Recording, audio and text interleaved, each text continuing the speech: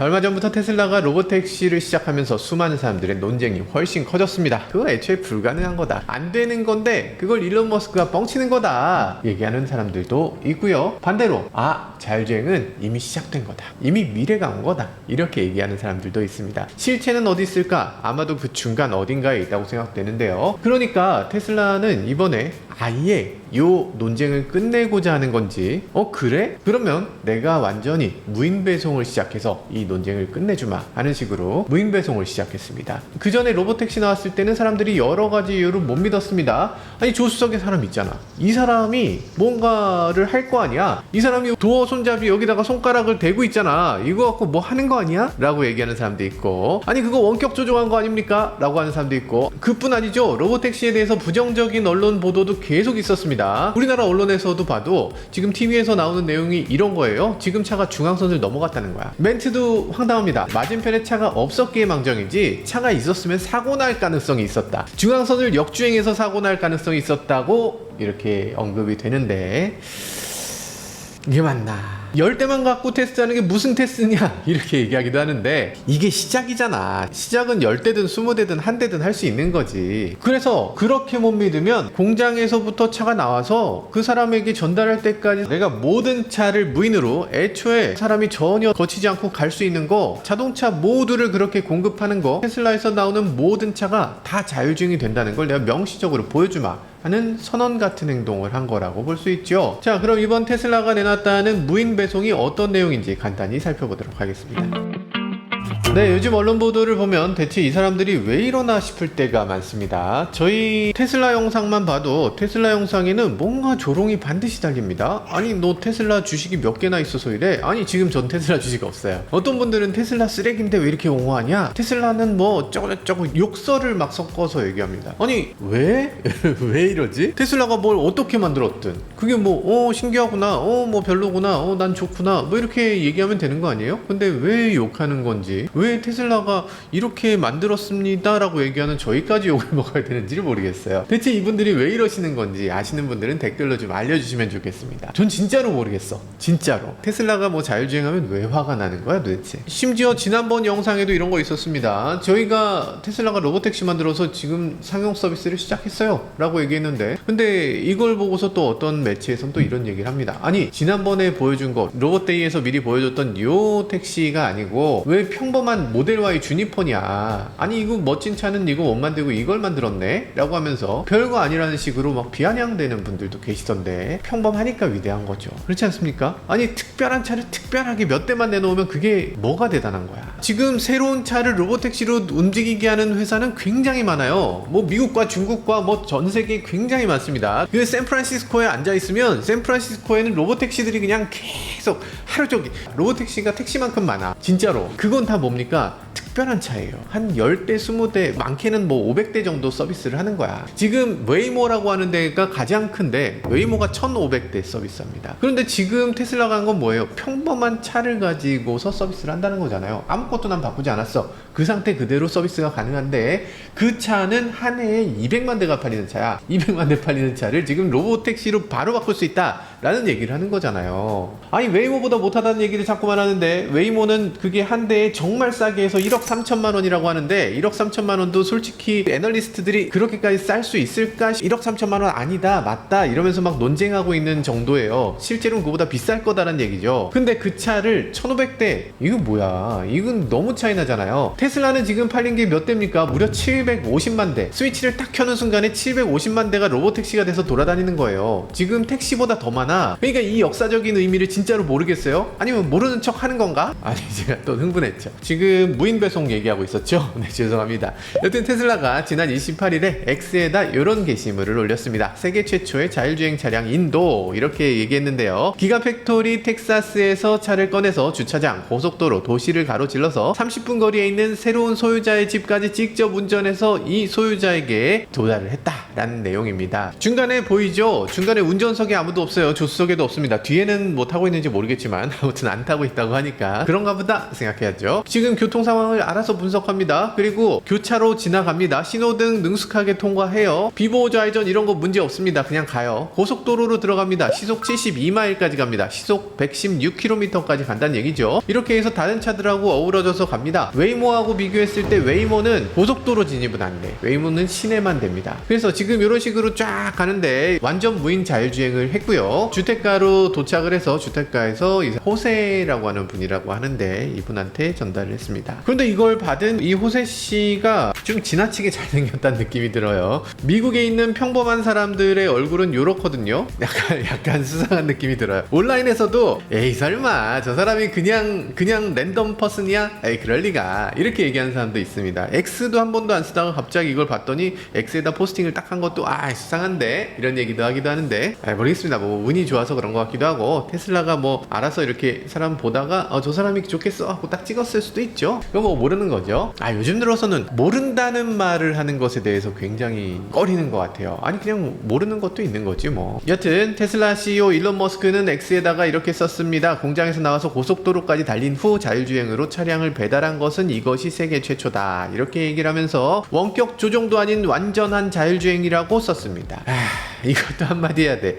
왜 여기에 원격 조종도 아닌 이렇게 썼냐 하면, 지금 로보택시는 원격 조종사가 거기에 대기하고 있다, 이 내용이 있어요. 애초에 이 테슬라가 이 서비스를 하면서 원격 조종을 합니다, 이렇게 내세웠습니다. 그런 것들에 대해서 또 부정적인 사람들은 아니 왜 원격 조종이 있어, 그럼 완전 자율주행이 아니지, 이렇게 얘기하는 사람들도 있습니다. 심지어는 또 어떤 분들은 이렇게 얘기해요. 테슬라는 원격 조종사가 최종적인 결정을 내린다. 그런데 웨이모는 원격 조종이 최종 결정을 내리는 게 아니고 소프트웨어가 최종 결정을 내린다. 그러니까 웨이모가 앞선다, 이렇게 얘기하는 사람들도 있던데, 도대체 왜 그런 얘기를 하는지 이해할 수가 없죠. 그건 논리적으로 말이 안 되잖아. 왜냐면 원격 조종 기능은 왜 있는 겁니까? 원격 조종 기능은 진짜로 차를 원격에서 보면서 이렇게 조종하는 게 아니에요. 이게 뭐 무슨 그란투리스모 게임하듯이 이렇게 하는 게 아닙니다. 현대에도 예전에 한번 오토피아라고 하는 텔레오퍼레이팅 원격 조종 시스템을 인수한 적이 있어요. 그때도 말씀드렸는데, 자동차를 원격 조종한다는 게 정말로 원격에서 이렇게 조종한다는 게 아니에요. 자동차가 자율주행으로 자율주행으로 가다 보면 차 앞뒤로 데들락이 생기는 경우가 있어요. 데들락은 뭡니까? 보틀렉은 차가 가다가 이렇게 막히는 경우를 보틀렉이라고 하죠. 결국에 기다리면 빠져나갈 수 있는 걸 보틀렉이라고 해요. 근데 데들락은 아예 차가 빠져나갈 수 없는 상황이야. 양쪽 다 이렇게 가로막으면 차가 꼼짝달싹을 못 하잖아요. 그러면 아주 특별한 액션을 해야 되는 경우가 있는 거예요. 거기 아저씨 저쪽으로 차 좀 빼요. 그거 좀 가시고 내가 이쪽으로 할게요, 이렇게 해야 되는 경우가 있을 수 있는 거야. 사람도 어지간한 사람은 못해. 유도리 있는 사람이 차에서 내려서 막 저기요 저쪽으로 가시고요 저쪽으로 가시고요, 이런 걸 한번 해줘야 돼. 예를 들어서 인파에 가로막히면 어떻게 해야 됩니까? 보통 이제 저희는 강남역이니까 여기서 앞에 횡단보도로 계속 사람이 지나가. 그러면 거기서 어떻게 해야 돼요? 계속 서 있어야 돼? 강남역은 끝이 없는데? 그러면 몇 시간이고 계속 서 있어야 되나? 그렇게 할 수가 없기 때문에 차를 조금씩 가야 돼. 사람이 있는데도 불구하고 조금씩 가야 사람들이 이거 좀 밀고 오네, 어쩔 수가 없네 하면서 피해줘야 돼. 안 피해주면 영원히 못 가는 거야. 그러니까 결국에는 어떤 경우든 최종적으로는 원격 조종이 필요하다. 웨이모도 당연히 사람이 하는 원격 조종이 있습니다. 세상에 있는 모든 자율주행이 원격 조종이 있어요. 소프트웨어라는 건 최고로 안전하게 만들 수밖에 없기 때문에 이런 상황에서는 그냥 멈춰 서 있어야 돼요. 사람이 있는데 그걸 어떻게 밀고 가? 안 되잖아요. 그런 경우에 최종 판단은 누가 하는 겁니까? 사람이 하는 거예요. 소프트웨어가 최종 판단을 한다는 소리를 어떻게 할 수가 있어? 그러면 사람이 뭔가를 결정했는데 소프트웨어가 그 결정을 무시하고 소프트웨어가 결정해서 사람이 한 걸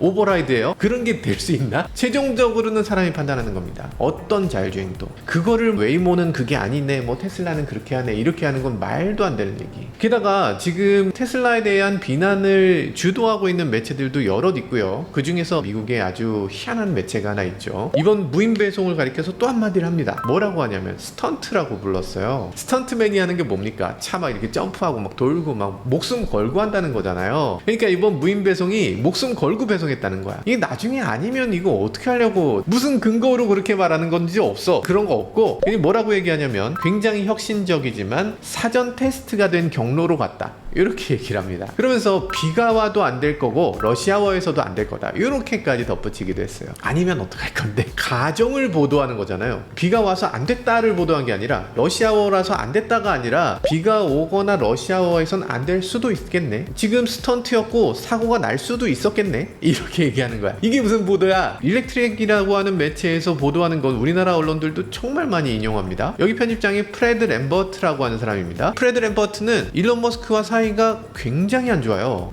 굉장히 안 좋은 정도가 아니고 트위터에서 서로 여러 번 다퉜고 2023년부터는 아예 그냥 앞뒤 가리지 않고 마구 까는 사람이에요. 일론 머스크한테 야, 너 때문에 지금 테슬라가 인기가 떨어져, 차가 안 팔리는데 너 좀 물러나야 되지 않니? 이런 식으로 트위터에서 얘기하는 사람이에요. 그랬더니 일론 머스크가 아니, 나 괜찮은데, 나 팔로워가 지금 1억 2,700만 명이나 되는데 너는 팔로워 몇 명이니? 이렇게까지 얘기를 합니다. 그렇게 얘기하면서 서로 티격태격하면서 일렉트랙은 완전히 테슬라 까기 매체로 돌아섰습니다. 그렇게 막 돌아서니까 이 테슬라에서도 일렉트랙을 행사에 전혀 부르지 않습니다. 일렉트랙을 언론사 취급하지 않아요. 그러고 나면서 일렉트랙은 테슬라 까기의 선봉장에 선 그런 매체이기도 합니다. 아, 쪼잔하다 진짜. 그러니까 다른 매체는 인용할 수 있어. 뭐 로이터나 뭐 그런 데는 그래도 중립을 지키려고 하는데, 근데 우리나라 매체들이 다 인용해도 괜찮은데 좀 일렉트릭은 인용하지 않았으면 좋겠습니다. 자, 여튼 테슬라 관련 정보를 보실 때는 이 테슬라 관련 정보들이 뭔가 왜곡돼 있고 조금은 상식에서 벗어나는 경우가 많이 있는데, 그 상식에서 벗어난 건 아닌지 그 내용을 좀 주의 깊게 바라볼 필요가 있습니다.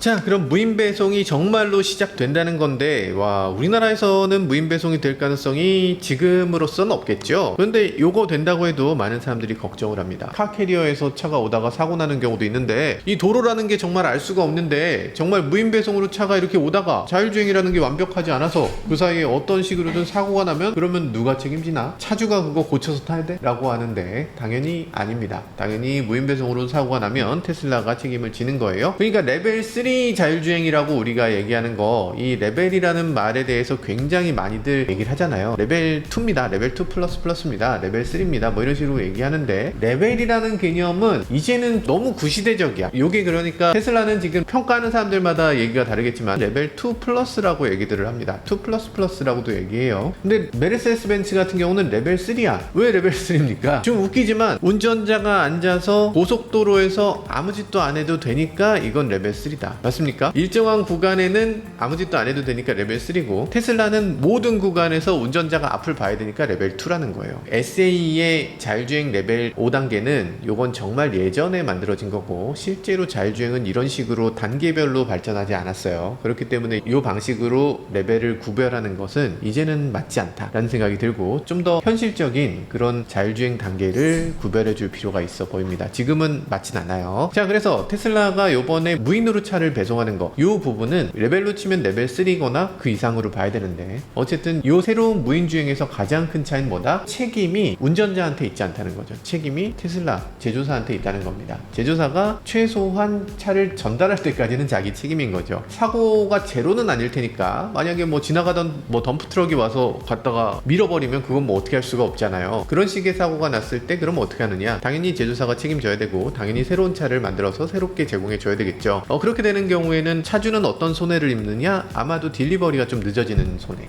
이런 거는 있겠죠. 어쨌든 그래서 차주는 손해가 없을 거고, 당연히 무인 배송으로 차를 받겠다 이런 사람들은 더 늘어날 텐데, 그런데 솔직히 말해서 저한테 만약에 너는 그러면 무인 배송으로 차를 받을 거냐? 라고 하면 저는 조금 갈등이 됩니다. 왜냐면 차가 지금 도로를 달려서 오잖아. 나는 0km인 상태로 받고 싶은데 도로를 달려서 지금 30분을 주행해서 왔다는 거예요. 30분 동안 차가 달렸어? 그래서 20km 넘는 주행을 하고 나한테 왔다는 건데, 별로죠? 나 같으면 최대한 공장에 가서 한 바퀴도 안 구른 상태로 받고 싶은 그런 마음이 있습니다. 바퀴도 안 닳고 마일리지도 안 올라가고 이런 상태. 시속 116km로 막 고속으로 달려서 온다는데, 고속으로 또 안 달렸으면 좋겠어. 처음 나 차 딱 받으면 그 상태로 천천히 한 50km로 집까지 왔으면 좋겠습니다. 그런 느낌이 있기 때문에 아마도 저 같은 사람이면은 차를 무인으로 배송받지는 않겠지만, 아마도 상당수의 운전자들은 무인 배송 오케이 할 수 있을 것 같습니다.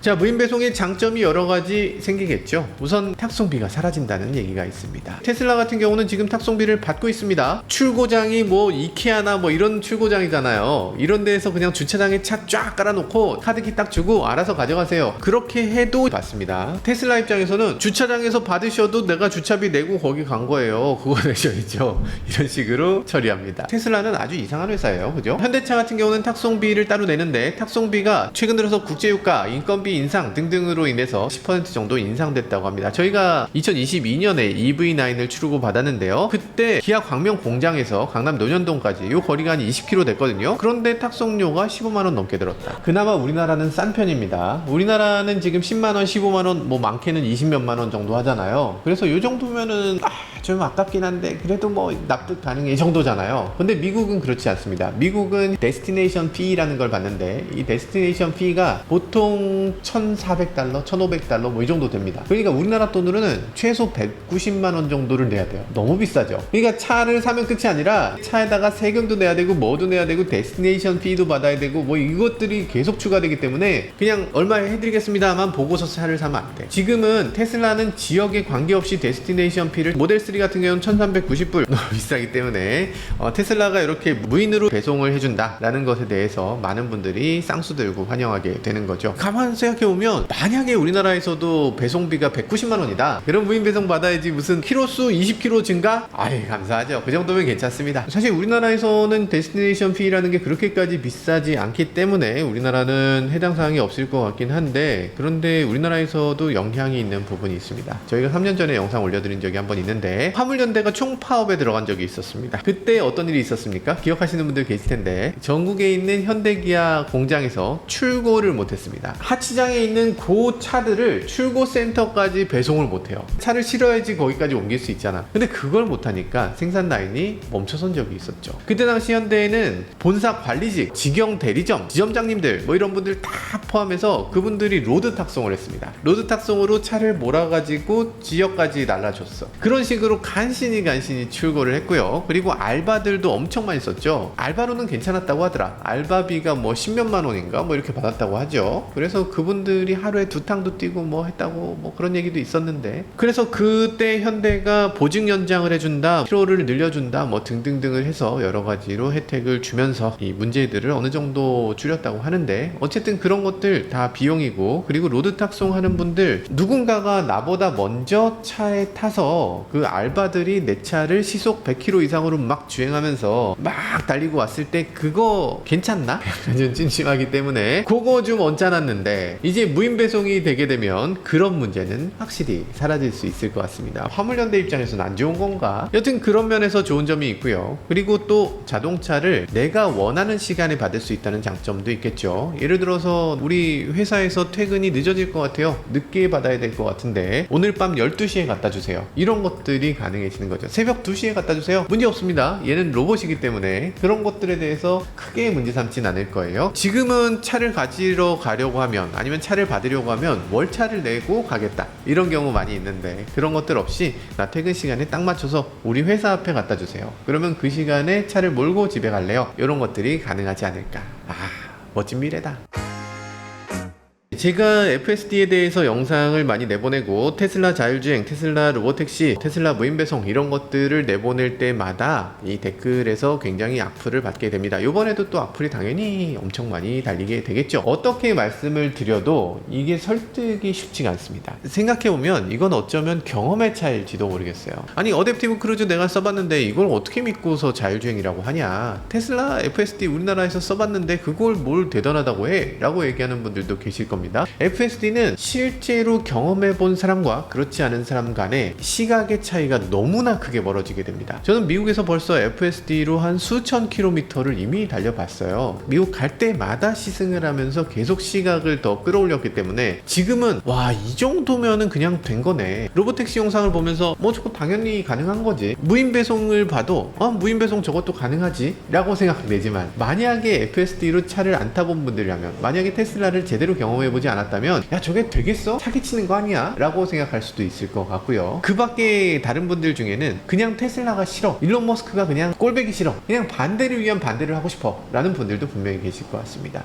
아니 뭐 물론 괜찮습니다. 그런 것도 있어야 되죠. 어떤 것들이 만들어졌을 때 그것의 부정적인 시각도 반드시 필요합니다. 근데 누구나 이런 상황을 봤을 때 양쪽 모두의 시각을 객관적으로 살펴야 됩니다. 아시는 분들 아시겠지만 지금 세계 자동차 업계에는 크게 4가지의 핵심적인 부분이 있어요. 일단 전동화 있죠, 자율주행 있죠, 커넥티비티 있죠, 공유화 있습니다. 이렇게 4가지는 지금 자동차 업계의 정말 큰 볼륨의 자동차 산업을 뒤집어 놓는 그런 큰 기둥이에요. 이게 갑자기 가다가 멈춰설 거라고 생각하는 전문가는 거의 없습니다. 예를 들어서 전동화를 가다가 전동화 안 할 거야, 저는 갑자기 내연기관이 더 좋아졌어, 내연기관으로 돌아갑시다, 이런 경우는 없어요. 커넥티비티 하다가 커넥티비티 필요 없는 것 같네요, 이 자동차는 그냥 홀로 가는 거죠, 옛날 클래식카로 돌아갑시다, 이런 경우는 없어요. 자동차 공유를 더 합시다 라고 하지 자동차 공유라는 거 불필요합니다 라고 하는 사람 없습니다. 모든 것들이 다 이 길로 간다라고 누구나 굳게 믿고 있어. 그리고 그게 미래가 맞고, 이 중에서 지금 가장 중요한 건 뭡니까? 자율주행입니다. 이 모두를 다